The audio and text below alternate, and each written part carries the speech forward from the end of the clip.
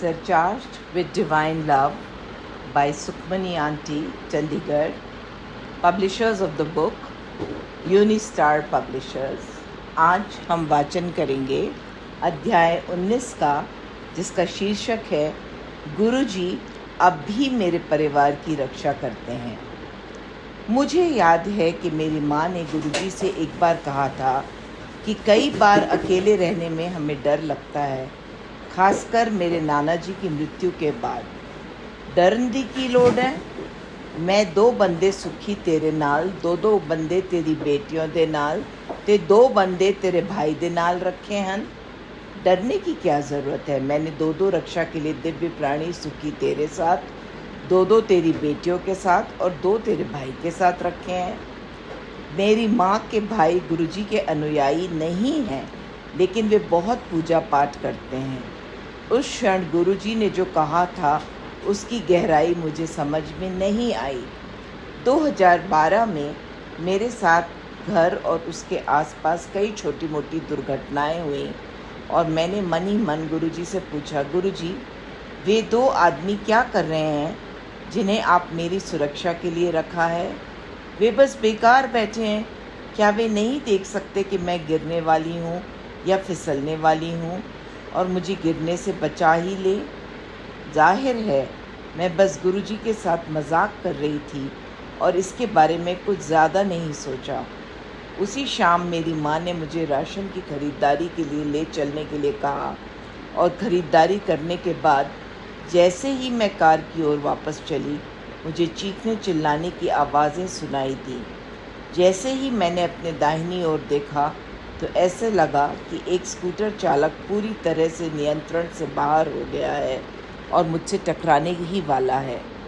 मुझे टक्कर मारने से ठीक पहले स्कूटर वाले ने स्कूटर का हैंडल घुमा दिया और मेरे पैर से बमुश्किल 2 इंच की दूरी पर रुक गया। बेशक मैं थोड़ा अचंभित थी, क्योंकि सड़क पार करने से पहले मैंने उसे नहीं देखा था, लेकिन ऐसा लग रहा था कि स्कूटर वाला मुझसे भी बदतर स्थिति में था। वह बड़बड़ाता रहा। मैंने यह नहीं किया। किसी ने इग्निशन बंद कर दिया और हैंडल को उनसे दूर कर दिया। वह स्पष्ट रूप से सदमे में था। आसपास के लोग एकत्र हो गए और इसे किनारे बिठाकर शांत कराने का प्रयास किया। कुछ देर बाद उसने मुझसे कहा, मैडम मैंने आपको देखा था, लेकिन मैं घबरा गया। मुझे नहीं पता था कि मुझे क्या करना है, इसलिए मैं चिल्लाया कि आप मेरी आवाज़ सुनेंगी, लेकिन समय नहीं था। अगर कोई अज्ञात शक्ति ना होती जिसने मेरा इग्निशन ना बंद करा होता और मेरे हैंडल को आपसे दूर नहीं कर दिया होता, तो मैं आपसे टकरा गया होता। वह स्कूटर की ओर इशारा करता रहा और बोला, देखो इग्निशन बंद है। मैंने ऐसा नहीं किया। मुझे लगा कि कोई मेरे लिए यह कर रहा है और हैंडल को आपसे दूर ले जा रहा है। मैं यह समझ गई क्योंकि मैंने कुछ घंटे पहले गुरुजी की सुरक्षा पर सवाल उठाया था, भले ही मजाक में, पर उन्होंने मुझे सबूत दिखाया। मैंने तुरंत उस व्यक्ति से इतनी तकलीफ़ पहुंचाने के लिए माफ़ी मांगी और अपनी खड़ी कार की ओर भागी। मैंने अंदर बैठते ही उस दिन मुझे बचाने के लिए गुरुजी को धन्यवाद किया। एक अन्य घटना में मेरी माँ और मैं एक समारोह से देर से घर लौट रहे थे और जैसे ही मैं अपनी गली में दाखिल हुई, मैंने अपने फ्लैट के सामने पार्क में एक कुत्ते के भौंकने की आवाज़ सुनी। चूँकि काफ़ी देर हो चुकी थी, इसलिए मुझे ये बहुत ही असंभव लगा कि कोई ऐसे समय में अपने कुत्ते को टहला रहा होगा। मैंने अनुमान लगाया कि यह कोई आवारा कुत्ता होगा। जैसे ही मैंने अपनी कार गैरेज में खड़ी की और अपने प्रवेश द्वार की ओर चली, मैंने भौंकने की आवाज़ सुनी, जैसे कि कुत्ता हमारी ओर ही आ रहा हो। मैंने अपनी माँ को तेज़ी से सीढ़ियों से ऊपर भागने को कहा और यह देखने के लिए पीछे मुड़ी कि क्या मैं किसी तरह कुत्ते को रोक सकती हूँ। मुझे बहुत देर हो गई थी। मैंने देखा कि कुत्ता पार्क की बाड़ पर से मेरी ओर कूद रहा है और मैं डर के मारे जड़ हो गई। मुझे यकीन था कि मुझे काटने ही वाला है, जबकि कुत्ता अभी हवा में था। खैर, धीमी गति से इसकी कल्पना करने का प्रयास करें। मुझे दिखा कि कुत्ता किसी अदृश्य दीवार से टकराया और अपने चारों पैर के बल गिर पड़ा। कुत्ता अब पूरी तरह से चकित होकर मुझसे कुछ फीट की दूरी पर लेटा हुआ था। वह हाँफते हुए उठा और विपरीत दिशा में चला गया। वह अदृश्य दीवार उस दिन मेरे लिए गुरुजी की सुरक्षा थी। मेरे भांजे और भांजी ने भी कई अवसरों पर गुरुजी की सुरक्षा महसूस की है। मेरा भांजा राजदीप एक दिन काम की थकान के बाद चंडीगढ़ से लुधियाना कार चलाकर जा रहा था। बीच रास्ते में उसे इतनी नींद आने लगी कि उसे लगा कि वह आगे नहीं जा पाएगा। उसने गुरुजी से प्रार्थना की कि वह उसे सुरक्षित घर वापस लाने में मदद करे और कुछ ही सेकंड में उसने कार की विंडस्क्रीन पर गुरुजी का चेहरा देखा। उसे अपने शरीर में एक तेज़ करंट दौड़ता हुआ महसूस हुआ और उसके बाद वह पूरी तरह से तरोताज़ा हो गया और जाग गया और सुरक्षित रूप से घर वापस पहुंच गया। राजदीप की चंडीगढ़ से सुबह की उड़ान थी और मैं उसे हवाई अड्डे तक ले जा रही थी। हवाई अड्डे के बिल्कुल करीब, जहां बैरिकेडिंग शुरू होती थी, मैंने देखा कि एक सुरक्षा गार्ड अपने हाथ हिला रहा था और चिल्ला रहा था जैसे कि हमें किसी चीज़ के बारे में चेतावनी दे रहा हो। मैंने गाड़ी को गति धीमी करी और समझने की कोशिश की कि वह क्या कहना चाह रहा था। मुझे कार धीमी करते हुए देख वह कुछ घबरा गया और मेरी कार की ओर भागा। मैं रेयर व्यू मिरर में या अपने आसपास ऐसा कोई भी कारण नहीं देख सकी जिसकी वजह से वह इतना घबराया हुआ दिख रहा था। चूँकि अभी थोड़ा अंधेरा था, इसलिए मैंने ना रुकने का फ़ैसला किया और जितनी जल्दी हो सके हवाई अड्डे के अंदर घुसने के लिए अपनी गति बढ़ा दी। तभी मुझे पीछे से तेज़ आवाज़ सुनाई दी। जैसे ही हमने पीछे मुड़कर देखा तो देखा कि एक बड़ा क्रोधित जंगली सांड मेरी कार के पीछे वाली कार से टकरा गया। जाहिर तौर पर गार्ड हमें इसी बारे में चेतावनी देने की कोशिश कर रहा था और कुछ ही सेकंड में वह सांड मेरी कार से छूट गया। जिस कार को टक्कर लगी वह सड़क पर से उछलकर दूसरी ओर गिरी और मुझे यकीन है कि उसमें बैठे लोगों को चोट अवश्य लगी होगी। राजदीप को पहली प्रक्रिया थी, मासी ये हम भी हो सकते थे, गुरुजी ने हमें बचा लिया है।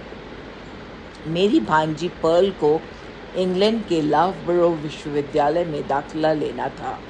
मेरी बहन और जीजा जी उसके इंडक्शन के कुछ दिन पहले ही उसे छोड़ने गए।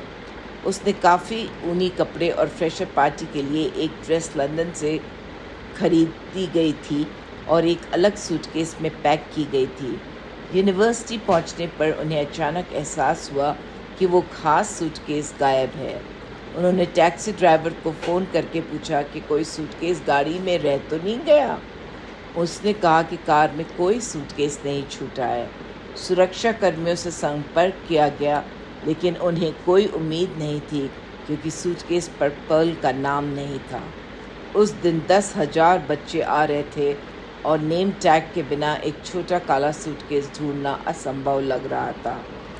पर्ल स्पष्ट रूप से परेशान थी। मेरी बहन पर्ल को यह सोचकर उसके कमरे में ले गई कि वह जल्दी से सब कुछ कमरे में सेट करके सारा सामान दोबारा खरीदने जाएगी। उन्होंने हवा के लिए कमरे का दरवाज़ा खुला रखा और सब कुछ ठीक करने में लग गए। उन दोनों ने गुरुजी से उनकी मदद करने के लिए प्रार्थना की और जैसे ही वे प्रार्थना कर रहे थे, कमरे का दरवाज़ा अचानक बंद हो गया। पर्ल तुरंत उसे खोलने के लिए उठी और आश्चर्यचकित रह गए कि पर्ल का काला सूटकेस वहाँ पड़ा हुआ था। पर्ल जल्दी से यह देखने के लिए बाहर गई कि इसे वहाँ किसने रखा और उसने देखा कि गलियारा पूरी तरह से खाली था। यह एक लंबा गलियारा था और अगर कोई पूरी गति से भी दौड़ता तो भी वह ज़रूर दिखाई देता। कुछ ही सेकंड में कोई दरवाजे पर सूटकेस रखकर कैसे भाग सकता है। इससे भी महत्वपूर्ण बात यह है कि कौन जानता था कि यह पर्ल का कमरा है और उन्हें उसका कमरा नंबर कैसे पता चला। अब सुरक्षा कर्मियों को सूटकेस के बारे में बताया गया। जब सुरक्षा कर्मियों को सूटकेस के बारे में बताया गया तो वे भी इस बात से आश्चर्यचकित थे कि यह अचानक कमरे के सामने कैसे आ गया।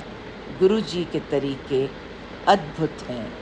2020 में जब कोविड ने हम सभी को प्रभावित किया, उससे ठीक पहले मेरे पैर में चोट लग गई थी, जिसके कारण मैं गाड़ी चलाने में असमर्थ थी।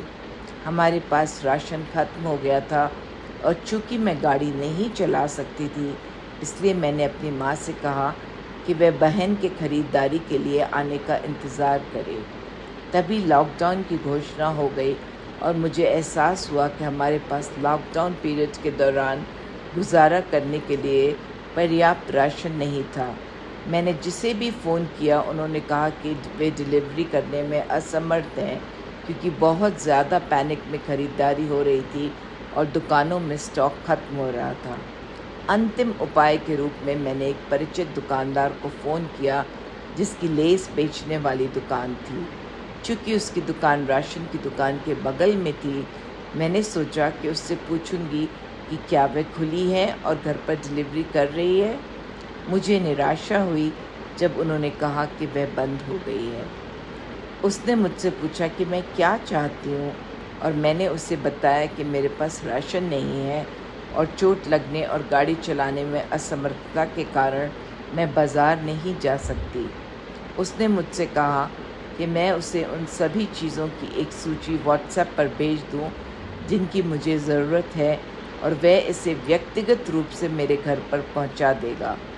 उसने न केवल लॉकडाउन के दौरान व्यक्तिगत रूप से आने का जोखिम उठाया, बल्कि वह बहुत सी अतिरिक्त चीज़ें भी ले आया जो सूची में नहीं थीं। उसने स्वयं ही कुछ सब्जियां और फल, ब्रेड, पनीर और दूध भी उसमें ऐड कर लिया। किस बात ने उसे ऐसा करने के लिए प्रेरित किया, मैं उसे उतना अच्छे से नहीं जानती थी। गुरुजी ने उन्हें मेरा और मेरी माँ की मदद करने का माध्यम बनाया। गुरुजी हमेशा अपने शिष्यों का ख्याल रखते हैं। केवल एक सच्चे गुरु को ईश्वर द्वारा शिष्यों के साथ एक दिव्य संबंध स्थापित करने की शक्ति दी जाती है, जिसके द्वारा वह अपनी देखभाल में आने वाले लोगों को दुनिया के भरम से ईश्वर चेतना की ओर ले जाता है। ऐसा परमहंस योगानंद जी ने भी हमें कहा है। शुक्राना गुरुजी, अनंतम शुक्राना।